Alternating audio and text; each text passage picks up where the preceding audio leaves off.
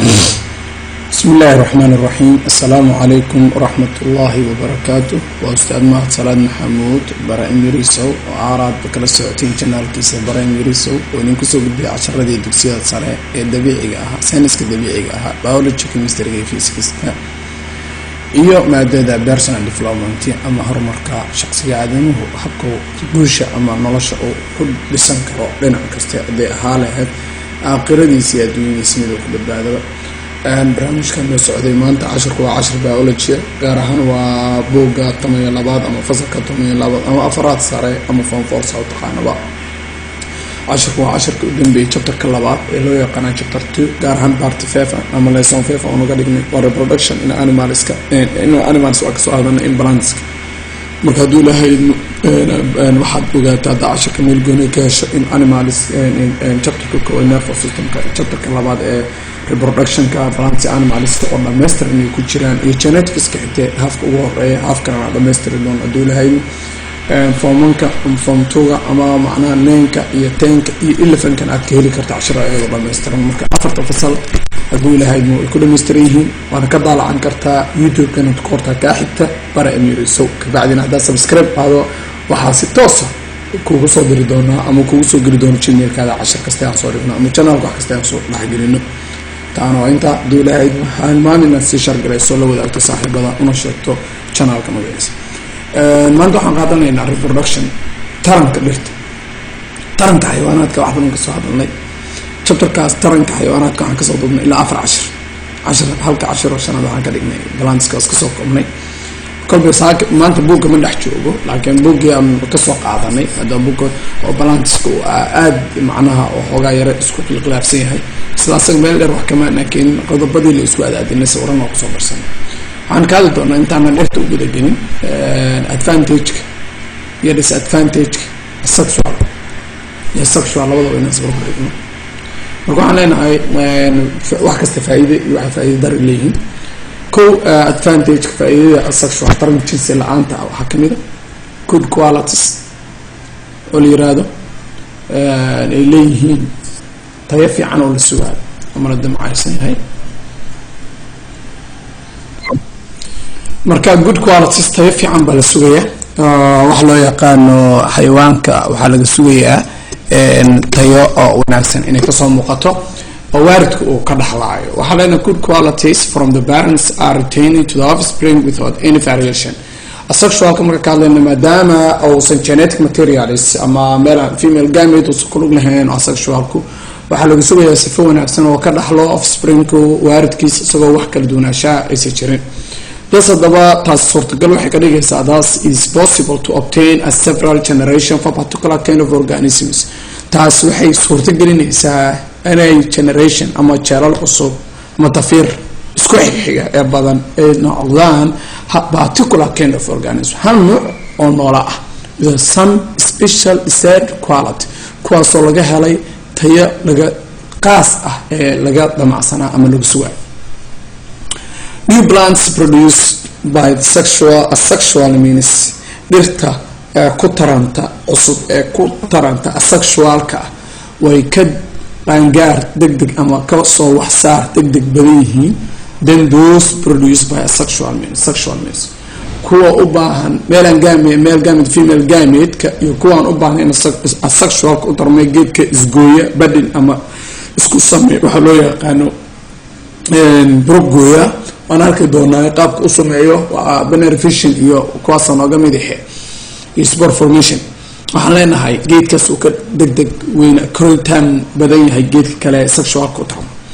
sexual reproduction does not depend on process such as pollination asexual marka ka hadlayno kuma xirna pollinationka oo ah formation of pollen greenki inay isku imaadaan male gamete iyo female gamete pollinationki oo qaabka u sameysmo markuu sameysmaan ka bacdina fertilization dhacdo aan kuma xirna depend on fertilization kuma xirna وبعرمك and depend on kuma xirna dispersal of fruit or seeds inanti iyo macnaha wax loo yaqaano kuma xirna iyo fruit si u korayaan ama macnaha xitaa u faafayaan kuma xirna this process occur only to the intervention of external agents waxa kaliya oo processkaas waxyeelo u geysan karna qodobo ka dibadda banaanka which are not bound to available when needed kuwaasoo aan loo aan heli karin xitaa agentiyaal maraan loo baahnayn imaan kara maraan loo baahnayn ayay imaan kara marka loo baahan yahay la wey karo.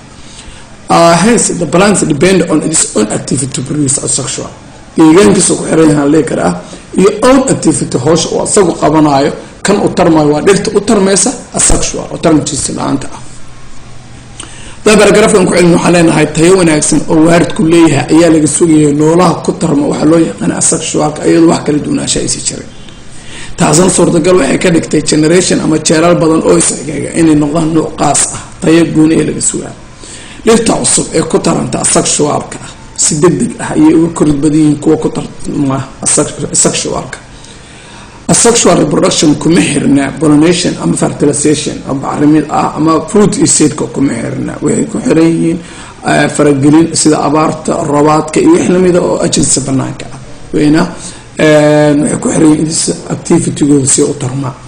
si kala dhinaca kale hadaan ka fiirino it often gives rise to dense clones of plants which do not encourage competitors. dhir badan ayaa isku baxda oo hal meel ka soo baxda kuwaasoo macnaha aan dhiirigelinaynin waxa loo yaqaano tartan maadaama aysan ku tartamaynin pollen greens iyo waxyaabo la mid ah. However, these clumps are very persistent inay isqabsadaan adkayso ay u sameeyaan difficult to eradicate should be plants question or weeds way adag tahay inay daciifiyaan weeds markuu soo dhaxgalo ama oo macnaha weeds sababtoo ay geedka sexual ku tarma hal meel haduu ka baxo waxa laga yaabaa inuu weeds ku dabartiro. weeds waa unwanted plants oo ka soo hoos baxday geedaha sida aawad geedaha sexual ku tarmo group ahaan ay macnaha u sameysmaan. intaa waxay ahayd qaabka ay leeyihiin do not encourage to commit tartamaan oo cuntada wixii lamid ah kuma tarmadaan yeelaska qaabka ahayd faa'iido leeyahay faa'iido daradiisa waxaan leenahay disadvantage of asexual reproduction faa'iido darada taranka jinsiga aan lahayn. new offspring mean exactly similar to the parent. horta waaridkiis kama duwanaanayo noolaha cusub ama dhalaanka cusub could carry even undesirable qualities. marka hore tayo fiican waaridka dhaxlaya laakiin hadda tayo aan fiicnayn astaan aan fiicnayn oo waaridku lahaa lagama reebi karo sida deegaano fariish waxa kala duwanaanshaha ma jiraan. kala duwanaanshaha haddii la helana dinisminis waxaa dhacaya qaybta dambe ku arki doonaaye waa tayada inay sii korto. offspring may not be able to withstand a change in environmental condition maadaama there is no variation jiro 10kii sano qarnigii hore geedkii jiray sexualka u tarmay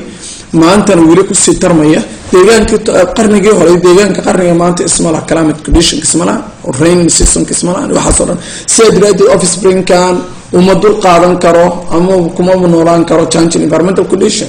maadaama xooluhu sexual ku tarmo waxa lagu yaqaan geedaha sexual ku daray u tarmo environmental evolution waxa la ku dhaca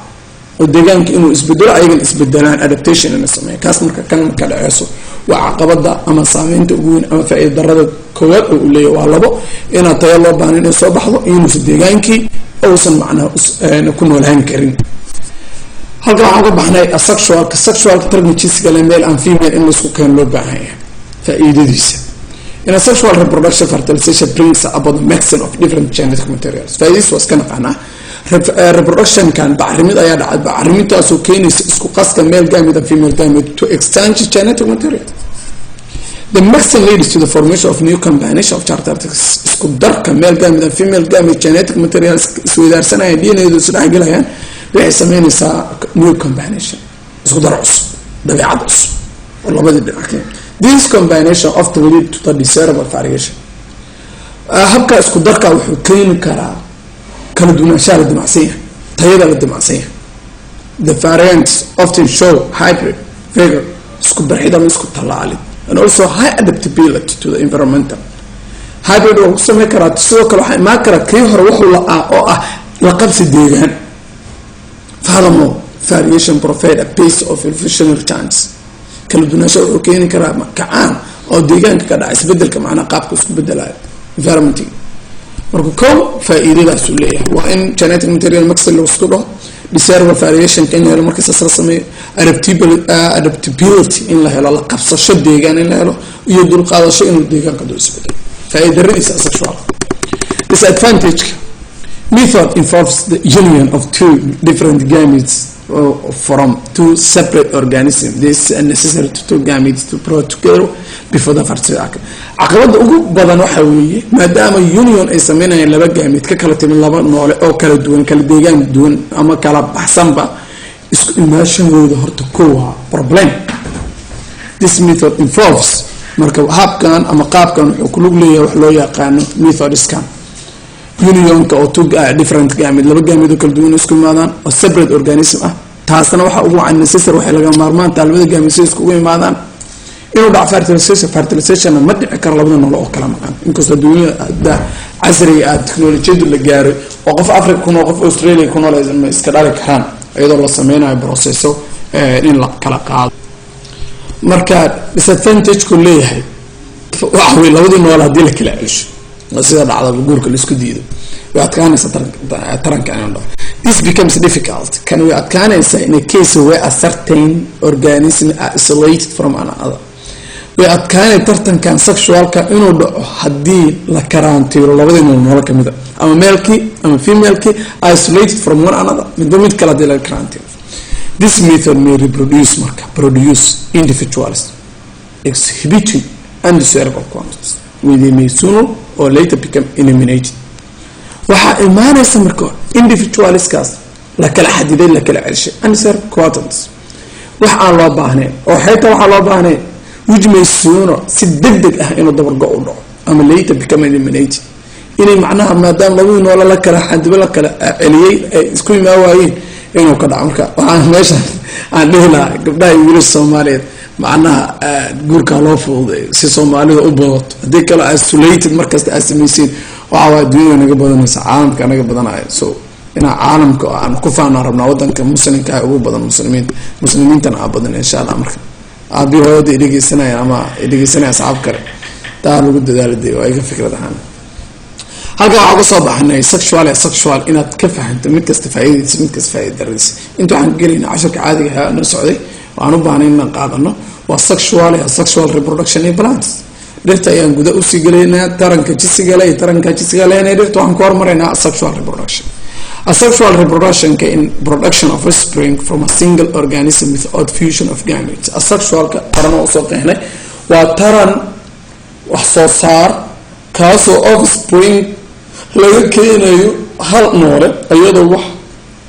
gamete isku imaanaysa jiray meiosis not evolving mitosis way dhace koritaankii laakiin meiosis oo gameteki ku shaqo lahaa ma ku dhacayso offspring adaptka no variation kala duwanaansho ma jirto waa kana tebiska dhirtu leedahay asexual reproduction-ka xayawaanaadka badan way dhahaan karaan dhirta kaliya maaha the following are the three types of asexual reproduction that will be discussed in this halkan uga doodayna buugan u qaadanayo binary fission in amoeba spore formation rhizobium species iyo budding yeast mid aan aragno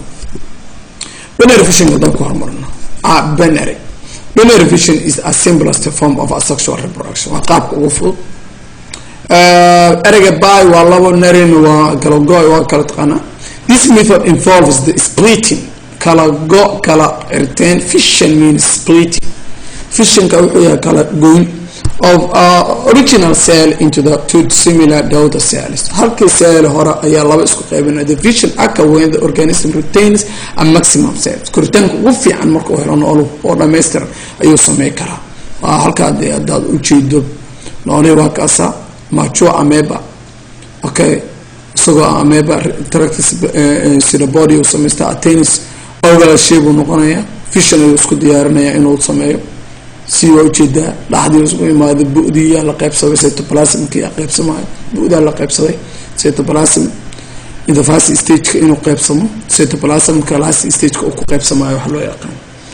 halkan deere waa two daughter member amoeba oo produce binary fission kala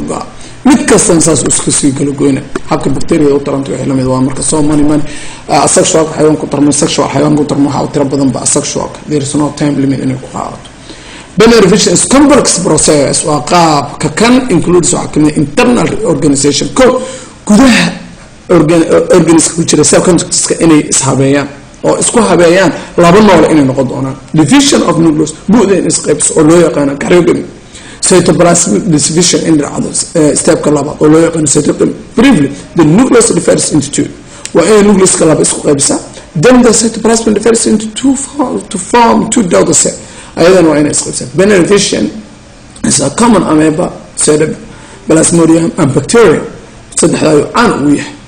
Binary division amoeba qaabka u dhaco horaan koranka uu soo sharaxay sawirka ku horumarinayo way ku disha favorable ka goormo dhici kara marka deegaankiisa xaaladiisu noqoto mid xiisa gelisa maxaa laga wadaa deersana food inta ku filan variable temperature ku filan oo xiisayo oo fiican optimum ah iyo pH optimum ah with intolerable limits oo aan macnaha limit ugu dambeeyo ma jooga bema adult differs in two marka qiiqan gaarka inta oo helo enough way oo qooqaya laba isku qeybinay. This type of the reproduction is referred to as the binary division. sida sawirka koraanku uu cusub A to C. Step kala badan qaabka labaad waxa la yiraahdaa spore formation. Sporulation la yiraahdaa. Spore is small reproductive units. waxyaabo yar yar ee taran ah unit taran ah which are usually microscopic. ilma aragto unicellular hal ulumne contain small amount of cytoplasm. kuwaasoo ka kooban cadad yar ee cytoplasm in nucleus. Spores are produced by bacteria, most fungi, some groups of green plants such as moss and worms. Spores kan waxa soo daayo sida buucan wax yar oo ilma aragtaay waxa soo daayo ameebaha bacteria iyo nooc fungi kamid ah iyo meesha uu urdeeno ah dhirta cagaaran qayb kamid gaar ahaan bahda leer moss and worms. Spore formation in rhizoids the species la yaqaan. Rhizoids is a saprophytic fungus which grows in substrate like rootiga geedaha oo urumay rotting ah ama decaying organic matter wax nool oo dhamaaday. Vegetative body is called mycelium and halka mushroom ka kamid yahay which consists of many branch twigs kuwaasoo ka samaysan branch badan halka uu kaga jeeda sawirka. Colored hive horizontal hive is called Algomastolon and hive which grow vertical soo baxaan Algomagaab Sporospore. The tips of upright qaybta u sareysa hayfahana waa qayb bararsan ugu magacaabo sporangia ama spore structure sida sawirka aga cadba. Machua waa qaangaar sporangia markana sporangiopore stolon iyo rhizod ala kala horizontalka iyo verticalka qaab u kala baxa. Waxaa loo yaqaan spore dispersal may be the wound. waxaa keeni kara spareska inay aadaan ama isku gudbaan dabeesha cayaanaadka mechanically being scattered by animals. si caadiyan xayawaanka ayaa u gudbi karo qaadi kara habka sagana waa kana u dhaco xayawaanka waa kana uu qaan gaaris processka uu dilaacaya sporesku ay badayaan cytoplasmic waa kana halkan walaha kale u aaday. marka hadaad tusaalaan fiirso dhamaan inta kana saaraysa dhirtana qaabkaas amal bedin qaybka saddexaad yeestiga. Bedin is a form of a sexual reproduction qaab taran jinsala way in which new individual reproduce as a bud outgrow bud Allah qayb kamid ah u go'a kii hore binary division ka laba isla eg qaybta dhexe spore soo budo ah qaybtaana waxa go'is hal qayb oo kaliya oo later parent xilliga dambe waardi ay noqon later release as a self supporting qayb kaligeed u taagan noqon identical copy for parent waardi lamida. It takes place waxay ka dhacaysa unicellular fungi such as yeast ka dhaca. Yeast is a single celled organism oo leeyahay kigdon boqortooyada oo kamid ah fungi. The cell is made up of thin cells wall darbiye khafiif oo ka samaysan ay ku dahaareen cytoplasm kan ku sii dahaareen vacuole iyo nucleus. In cytoplasm glycogen granules and other food reserves. Cytoplasm uu kansan adist cell under favorable condition what kind of flow condition xaalad ku haboon plant of sugar markuu helo moos qoyaan oxygen oo helo optimum temperature optimum pH markuu helo waxa soo dhan ayuu dib isku qaybinayaa waana kana qaabkiisii oo isku qaybinayo isagana halka ayuu dib isku qaybinayaa sawirka. Asexual as a bad marka uu dhacayo at this stage can bad separates of but as since the badding process into which what first the bad starts to form another before it separates into sawa kala kugu in ay bilaab qayb kale inay sii samaysato form a short chain of cell markaasna waxay sameynayaan silsilad chain isku xiran. qaabka asexualka ayaan uga soo baxnay qaybihiisii asagana qeexno dhirta taranka jinsiga leh ku taranta ayaan hadda baranayna duulahay. waxaa leenahay sexual reproduction balance. Sexual reproduction waa taqaanaa faa'iido significant imbalance dhirta muhiim u yahay in sida maamliska naasleyda muhiim u yahay where a sexual method virtual and now in mararka qaar aan saa common also ahayn asexual.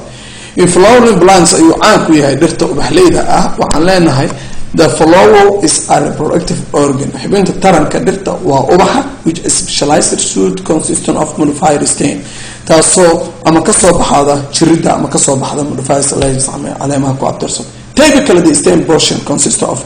BDCL oo lagu magacaabo flower stalk. qaab dhismeedka waxaan galnayaa wuxuu ka kooban yahay receptor oo qaybta kale ah labadaba arag doono, to which are attached to modified leaves, taasoo caleenta uga dhigan after pollination markay dhacdana hadee qaybta taran qaybta kale ay sameeyaan isku imaadaan bislaado gamete formationki pollination ku magacaabeena waxaa raaca fertilization bacriminta inay dhacdo. In ovary of the flower forms a fruit, ka bacdina ovary oo sii sameeyo marka fertilization ku dhaco fruitkan oo daboolo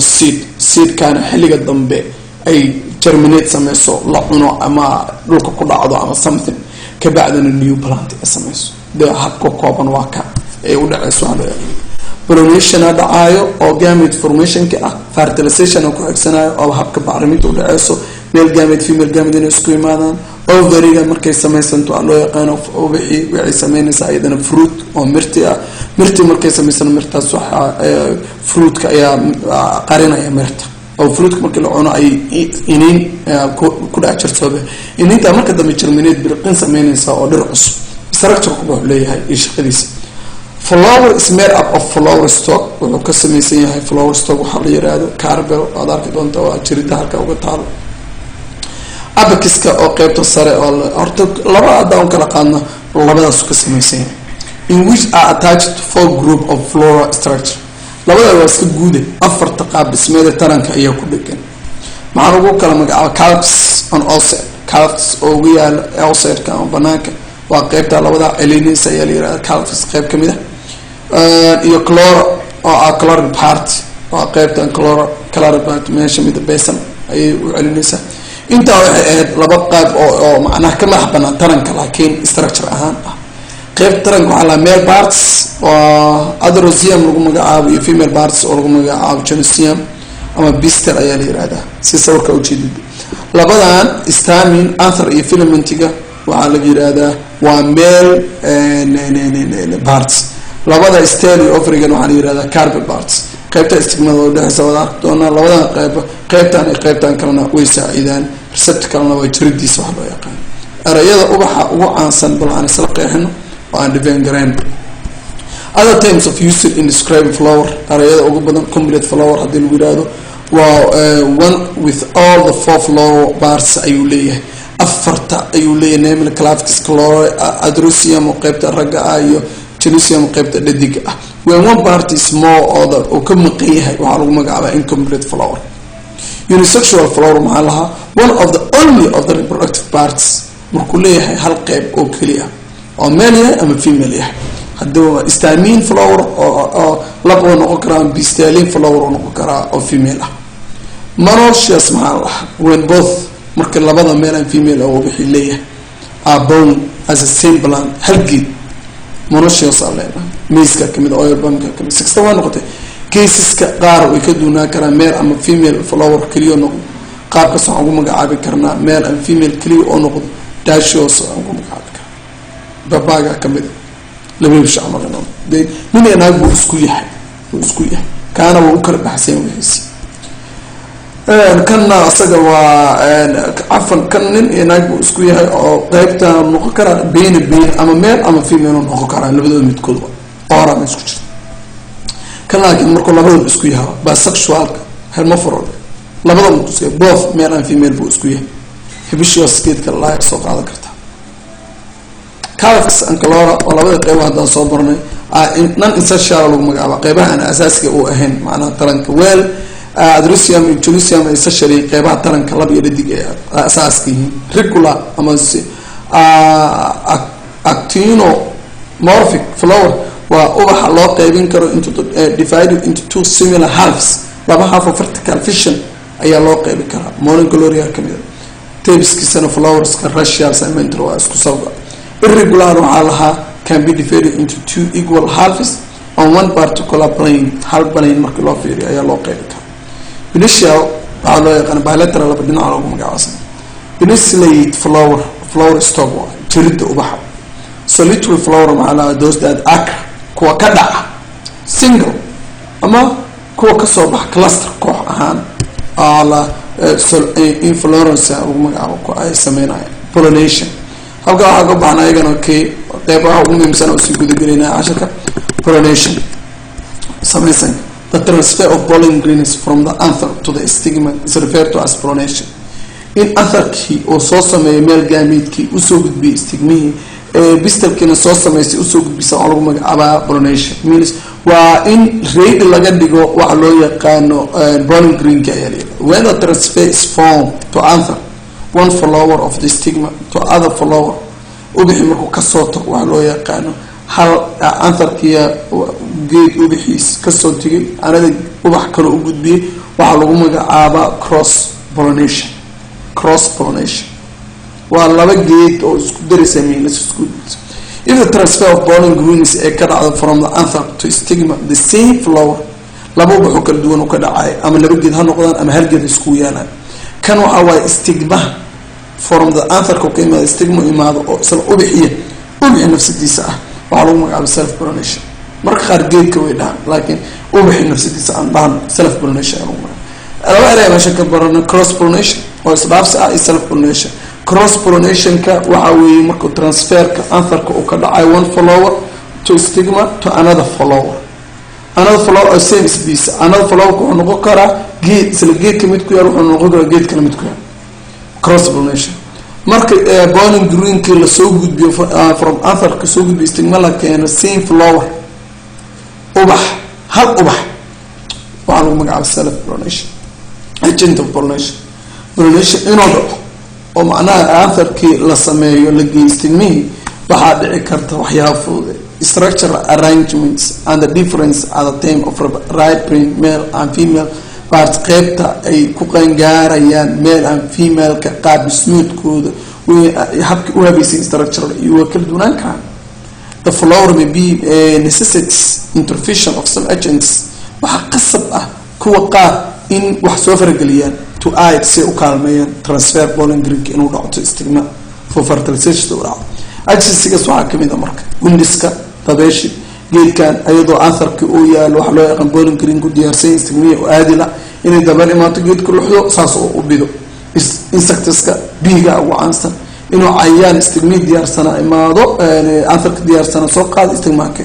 animalska ka dhici karo inay afka cunaan ama ay ku higtaan waxa lamid waterka kamid inay daadiyaan waxa lamid. hadda waxa ugu baxna pollination pollination waxaan galeynaa waxa loo yaqaan process of fertilization in flower plants. dhirta waxa leedahay habkay bacriminta u samayso oo muhiim intaana ka doodin fertilization flower plants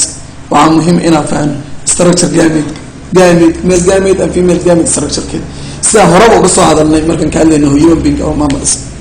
Male gamete is contained by pollen grains produced from anther. waxa laga soo pollen grains soo daaya laga soo daaya anther. The female gametes egg cell is found on the ovary cell laga helaa with an structure called imperial sac ay ku jiraan. waa kana qaab halkaan ku arki doona. Fertilization marka is a fusion waa isku qarax male and female gametes si u sameeyo imperial sac. not sac oo marka ma laha. After pollination the pollen grain absorbs pollen grain waxay nuugaysaa nutrients from the stigma ku jirta and develops in outgrowth called pollen tube wallahi iyo koraysa. The pollen tube grows down to the stalk ayuu aday ku koraya to the imperial sac ayuu noqonaya meesha ku jirtaas ayaa waxay noqonaysaa taken hadana loo qaaday along to the male gametes within ayaa laga soo qaaday. The pollen grain issue adhered to stigma ayaa la geeyay as a result of the stigma cells secreted stick substance. stigmas waxay soo deeyeen wax xabaga ama yaryar which also stimulate kuwaasoo cariya ama nashaadiya ama aris ku sameeyo ka iyo pollen grains ka inay germinate gareeyo sitting down to pollen tube. The growth koritaanka of the pollen tube into the stigma ay ku korto through the stem iyadoo soo marayso to the ovary ay sii aada is by pushing in la riixo its way between the cells habka cellski where it gets nourishment in nafaqeyn ka helaan surrounding tissue nadiif ku saaraysan waxa soo dhan nafaqeyn ka this process quite rapid waa degdeg and takes billion a matter of minutes oo ku dhaca daqiiqado ayuu dhici karaa anu malayna in fertilization isla faham habkan daayimaano qaab dhismeedka nolosha raaca waa kana waxaan markay ansarka ka imaadaan waxa imaanaya stigma markay imaadaan pollen tube waxa la sameysmayaan istalka ay ku xiraysaa istalka markay ku xigtaan ofriga la keenay ofriga halka de oval kan lagu sheegay waa kaas halka ku sameeynay ofriga kamid inta imperial sagwa kana halkaas markay inta ku sameysmay inta halka tube nucleuski halka way terminate nucleus kana waa kana waa isbaariminaya ma joobon green halka sameysmay marka cellski polar nuclei iyo egg iyo qaabka isku soo raadsanayo halka ay isku imaanay qaabka ku sheegin istigmaha in laga soo qaado laga geeyo istalka ofriga sigeeyo oval meesha la ku sameeyay ka bacda imperial sag oo ku jir la sameeyo ama macnaha loo yaqaano xudud in loo sameeyo qaabka say ku dhacdo aan degdeg seed and fruit development habka ininti iyo mirtiiba oo develop gareeyaan ama u koraan ama ay isku bedesho hadda waxaan soo marnay imperial sag balance imperial sag wuxuu noqonayaa seed fruit after fertilization markuu dhaco kadib chunks ayaa baxa ovariga fertilizer ovariga iyo labada isbedel ayaa ku dhaca to the interflower oo hodhan isbedel ka dhaca external protective calcs rise oo qaralaya falls oo dhacaya oo persist oo iska the petals and steaming weather forth way dhacayaan ma joogeen winter means way andarayaan ama way dhacayaan ayagana fall garanay development on the cell mark am kala hormar the zygote undergoes cellka ayaa zygote ayaa wuxuu maraa mitotic uu koraya mitotic division and develops become an embryo noqon urkujo embryo gi plaque young shoot yeelanaya radical qayb kale yeelanaya ugu magacaabo young root labadaas la soo baxay 1 or 2 cotyledon dicotyledon monocotyledon ay noqonaysa hal inini ama laba inini hal berry ama laba berry saar primary endosperm nucleus develop into the endosperm you occur the ovary forms seed ovary ku sameeyay in where the ovary fiir hadalkaas develop into fruit madam ovary isku dhaarnaayeen ovary gudihi inini noqonay ovary ki sarana waa kana dan kor kugu celiyo sawirkan fiir halka maxay yaalo ovary waa kana ovary kana waa kana gudaha inin buu noqonaya ovary gana fruit ku dhaarnaa ay sameynaysa ayuu noqonay okay ovary can forms a seed well ovary gana waa kasa the cotyledons are surrounded by the seed coat testa ayaa ku dhaaran testa has a good scat helium diolena which are bond of attached to the placenta halkaas ugu dhigay macnaha waxa loo yaqaan placenta waa exchange of materials ka embryo iyo gid the embryo then completely separate embryo marka si dhameystiran ay uga soo go'aysaa in sperm iyo xubka labada leaving an opening micro phase melada ay formaysa which allows in water into the seed taasoo ogolaanaysa inanti in biyash waa kana microwave sawirka qaybta ugu hooseysa microwave halka ayuu ka furmaya halkan wuxuu ka qaadanaya positionka inuu biyo caadi uga qaato oo macnaha koritaan oo caadi u sameeyo halka ay ka dhacaysa development of the fruit hore waa soo sheegnay ovary ay ka sameysmata the fruit begins in development immediately after fertilization bacrimintu markay dhacdo kadib ayuu dib ku dhacaa usually brought about hormone gooni ah gibberellin sadaha which are hormones released and cause increase in cells kaasoo mirta koriya soo daayo macnaha hormone ama dheecaan lagu soo daayo before fertilization after fertilization qaabka uu ka dhacaya stigma pistil stalki syphiliski fertilization ka intuu sameeyo koob soo ah ovary wallki primary qaab fertilization ah dhacay after fertilization qaabkan oo ay ka waxaana way soo duubeen pericarp seed coat ka la sameeyay endosperm embryo oo jida pericarp mesophile iyo endophase waxa la pericarp ay isku wada dhacaan وكذا changes the flower after fertilization ويسبدل قاعد كذا وواك يعصر على ويسبدل